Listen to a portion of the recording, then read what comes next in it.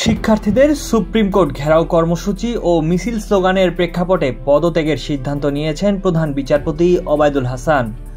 সন্ধ্যায় রাষ্ট্রপতির সাথে কথা বলে আনুষ্ঠানিক পদক্ষেপ নেবেন তিনি। শনিবার 10 আগস্ট বেলা 11টার কিছু সময় পরেই হাইকোর্টের সামনে জড়ো হতে থাকেন শিক্ষার্থীরা। এরপর খণ্ড খণ্ড মিছিল নিয়ে হাইকোর্টে প্রবেশ করেন তারা।